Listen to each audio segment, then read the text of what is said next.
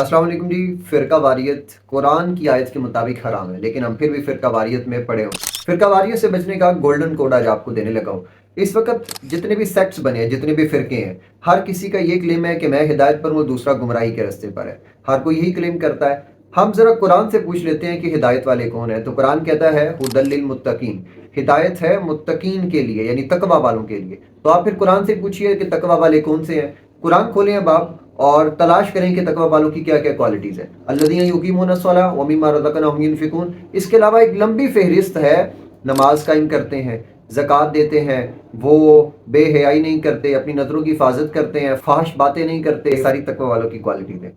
जिस वक्त आपने तकवा को अचीव कर लिया ना, तब मैं आपको कहूँगा कि अब आप फ़िरका वारियत वाली जो इख्तलाफात है उनमें नज़र दौड़ाएं, और तब अल्लाह ताला आपको हिदायत का रास्ता देगा उनमें से। लेकिन नमाज़ें पूरी नहीं है, तकवा हमने हासिल नहीं किया, वो सोर्स जिसके ज़रिए से हिदायत आनी थी वो हमारे पास है नहीं, तो फिर हिदायत कहाँ से आए। और हम लोग क्या करते हैं, कुरान तो हमने पढ़ना नहीं है, हमने यूट्यूब पे जाके एक मौजू को सर्च करना है, दो स्कॉलर्स की आपस की डिबेट सुननी है, और फिर हमने उनमें से एक मौक़िफ़ की तायद करनी है जिसमें हमारी फैमिली चलती आ रही है। और ये इस तरह से हम खुद एक फ़िरका वारियत को हवा देने वाले बन जाते हैं। अगर आप वाकई हिदायत के मुतलाशी हैं तो आप इन इख्तलाफात में पढ़ने से पहले उस तकवा की बेस को मजबूत क्यों नहीं करते?